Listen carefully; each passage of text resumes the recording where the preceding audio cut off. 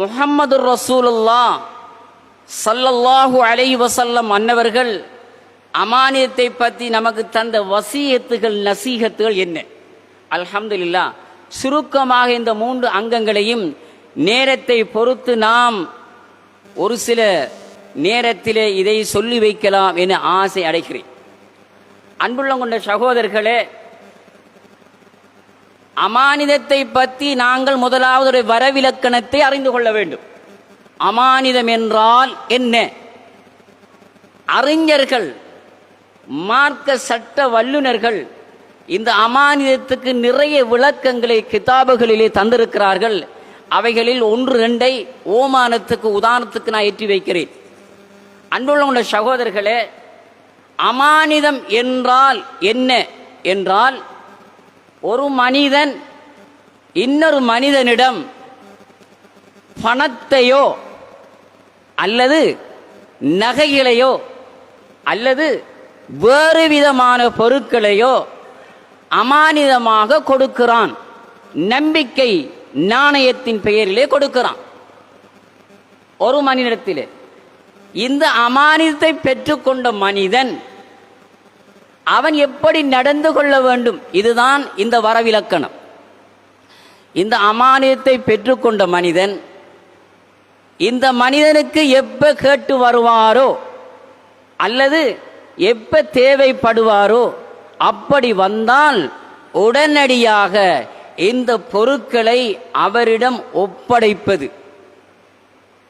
மீண்டும் அந்த வரவிலக்கத்தை சொல்லுகிறேன். ஒரு மனிதனை நம்பிக்கையோடு நல்லெண்ணத்தோடு பணங்களையோ நகைகளையோ வேறு விதமான பொருட்கள், உங்களுக்கு தெரியும், பெர்மிட்டுகள், உறுதிகள், இப்படிப்பட்ட பொருட்களை ஒரு நம்பிக்கையான ஒரு மனிதனிடம் ஒப்படைக்கிறான். இதை பாதுகாத்து வைத்துக்கொள், எனக்கு தேவைப்படும் பட்சத்திலே நான் இதை உம்மிடம் பெற்றுக்கொள்வேன் என்று நினைத்து ஒரு மனிதனிடம் ஒப்படைக்கிறார். இதை பெற்றுக்கொண்ட மனிதன், இதை தந்த மனிதன் எந்த நேரத்தில் வருவான்? காலையில் வருவானா அல்லது மாலையில் வருவானா, இரவில் வருவானா என்ற எண்ணத்தோடு இதை பெற்றுக்கொண்ட மனிதன் இருக்க வேண்டும். அப்படிப்பட்ட அந்த மனிதன் வரும்போது அவனிடத்திலே அவன் எப்படி ஒப்படைத்தானோ இதைவிட அழகான முறையிலே, சிறப்பான முறையிலே அதை ஒப்படைப்பதுதான் அமானிதம். இதற்கு மாற்றமாக மோசடி செய்துவிடக்கூடாது, திறக்குறைச்சல் செய்துவிடக்கூடாது, அநியாயம் செய்துவிடக்கூடாது. அன்புள்ள சகோதரர்களே, இதுதான் அமானிதம் என்றால் என்ன? இந்த வரவிலக்கணத்திலே இன்னும் ஒரு அங்கம் இருக்கிறது. ஒரு மனிதன் அமானிதம் என்ற பொருட்களை ஒருவரிடத்திலே ஒப்படைத்து விட்டார். ஒப்படைத்து சில நாட்கள் கழிந்த பின் அவர் அல்லாஹ்வுடைய அழைப்பை ஏற்று திடீர் மௌத்தை சந்தித்து விட்டார். மரணத்தை ஆகிவிட்டார், மௌத்தாகிவிட்டார். அப்ப இந்த பொருளை பெற்றுக்கொண்டவர் என்ன செய்ய வேண்டும்? எப்படி செய்ய வேண்டும்? எப்படி நடக்க வேண்டும்? ஷரியா எங்களுக்கு எதை அழகுபடுத்தியிருக்கிறது, தெளிவுபடுத்து என்பதை நாங்கள் பார்க்க வேண்டும். அப்படி மௌத்தானால் அந்த மனிதன் அந்த பொருளை தன்னுடைய பொருளாக ஆக்கிக் கொள்ளக்கூடாது. யாரும் காணவில்லையே, எவருக்கும் தெரியாதே, தந்தவனுக்கும் எனக்கும் இறைவனுக்கும் தானே புரியும் என்று அவன் நினைக்காமல், தன்னுடைய கைவசம் அதை ஆக்கிக் கொள்ளாமல், தன்னுடைய பொருட்களுக்குள்ள அதை நுழைத்து விடாமல் அவன் செய்யக்கூடிய ஷரியாவுடைய வழி, உடனே அந்த நகையை, பணத்தை, அந்த பொருளை அந்த ஊரில் இருக்கக்கூடிய பள்ளிவாசலில் சென்று அந்த நிர்வாகத்திடம் இந்த விடயத்தை தெளிவாக உரைத்து கூறி இந்த பொருளை அல்லாஹ்வுடைய பாலியைக்கு ஒப்படைத்து விட வேண்டும். வக்ஃபுல் லில்லாஹ், உரியவர் இல்லை. அப்போது அந்த பொருளை நாம் பள்ளிவாசலுக்கு ஒப்படைத்து விட வேண்டும். இதில் இன்னும் ஒரு அங்கம் வரவிலக்கணம். ஒரு மனிதர் ஆகுமான கடனை பெற்றுக்கொண்டார். ஒரு மனிதத்திலே ஹலாலான ஒரு முறையிலே ஒரு கடனை பெற்றுக்கொண்டார். குறிப்பிட்ட தவணையிலே. இந்த தவணை முடிவதற்கு முன்னால், இந்த கடனை ஒப்படைப்பதற்கு முன்னால் இந்த மனிதர் அல்லாஹ்வுடைய அழைப்பை ஏற்று இவ்வுலகத்தை விட்டு பிரிந்து விட்டார், இறையடி செய்து விட்டார், மௌத்தாகி விட்டார். அப்படியானால் அந்த நேரத்திலே அந்த கடன்காரன் யோசிப்பான், கடன் தரவில்லையே, இந்த கடனை பெற்றவன் மௌத்தாகி விட்டான். அந்த நேரத்திலே இப்படிப்பட்ட கடனை அல்லாஹ் ரப்பல் ஆலமீன் பொறுப்பேற்றுக் கொள்ளுகிறான், ஏற்றுக்கொள்ளுகிறான். இந்த வரவிலக்கணத்திலே 3 விஷயங்களை சொல்லியிருக்கிறேன். முதலாவது, அந்த அமானியத்தை உரிய முறையிலே கொடுப்படைப்பது கடமை. இரண்டாவது, அந்த மனிதன் மரணித்து விட்டால் அந்த அமானித பொருட்களை பள்ளிவாசல் ஒப்படைப்பது கடமை. மூன்றாவது நிகழ்வு, அப்படி கடன் பட்டவன் மௌத்தாகிவிட்டான், எந்த வாரிசு சொத்துக்களும் இல்லை, அந்த நேரத்தில் அந்த கடனுக்கு அல்லாஹ் பொறுப்பாகி விடுகிறான். இன்னும் ஒரு சில ஓமானங்களை சொல்லுகிறேன். சொந்த விடயங்கள் எழுதப்பட்ட ஒரு கடிதம். இந்த கடிதத்தை ஒரு மனிதத்திலே வெளிநாட்டில் இருக்கக்கூடிய ஒரு சகோதரர் தன்னுடைய வீட்டிலே இதை ஒப்படைத்து விடு, இதை நீ உடைத்து பார்க்க வேண்டாம் என்று சொல்லி கொடுக்கிறார். அதை பெற்றுக்கொண்ட மனிதன் அந்த வார்த்தை பிரயோகத்தை பாதுகாப்பதற்காக உரிய இடத்திலே வந்து அதை ஒப்படைப்பதற்கு பெயர் அமானிதம். அதே போன்று வெளிநாடுகளிலே ஒரு கம்பெனியில் ஒரு ரூமில் தன்னுடைய ஊருடையவர், தன்னுடைய குடும்பத்துடையவர் அல்லது தன்னுடைய மஹல்லா உடையவர் 3-4 பேர்கள் தொழில் செய்கிறார்கள், ஒன்றாக பழகிறார்கள், ஒன்றாக உண்ணுகிறார்கள். ஏதோ துரஷ்டவசமான முறையிலே ஒருவர் ஒருவரை முந்தி நாட்டுக்கு வரப்போகிறார்.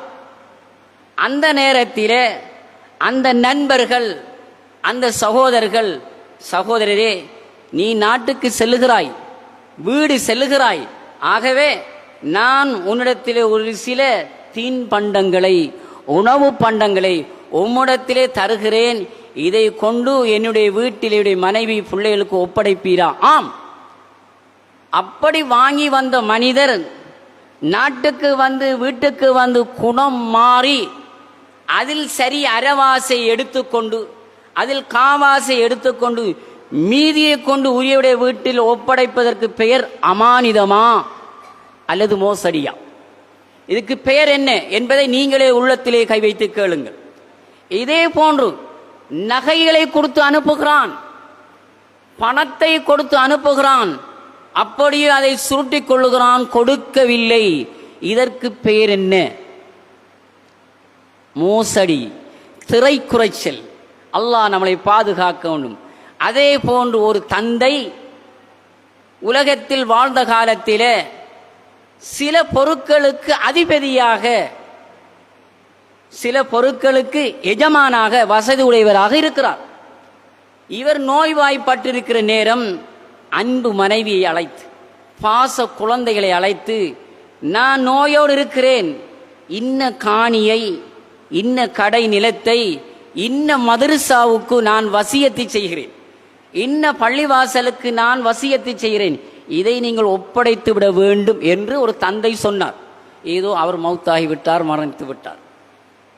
இந்த சந்தர்ப்பத்திலே வாப்பா மௌத்தாகிவிட்டாரே, கணவன் இறையடி சேர்ந்து விட்டார் என்ற எண்ண கருவை நினைக்காமல் என்று ஒரு சில இடங்களிலே அந்த சொத்துக்களை, அந்த பொருட்களை தன்னுடைய சொத்துக்களாக ஆக்கி இன்று எத்தனையோ காட்சிகள் காண்பிக்கப்படுகிறது.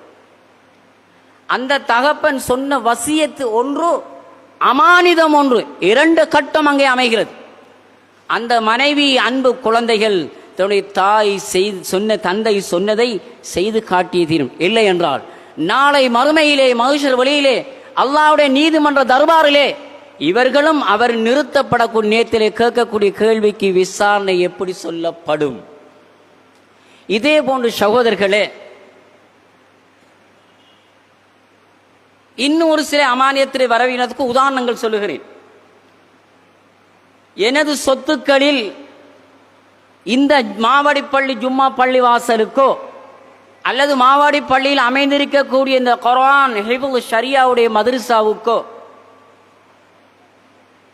எனக்கு சொந்தமான பொருட்கள் இருக்கிறது, இதை செய்து விடுங்கள் என்று சொன்னால் குடும்பத்திலே அவருடைய மௌத்துக்கு முன்னால் சொன்னாலும் செய்ய வேண்டும், மௌத்துக்கு பின்னாலே சொன்னாலும் அது வசியத்தாக மாறுகிறதா அமானிதமாக மாறு உடனே நிறைவேற்ற வேண்டும். சகோதரர்களே, இதுதான் அமானிதத்துடைய வரவிலக்கணங்கள்.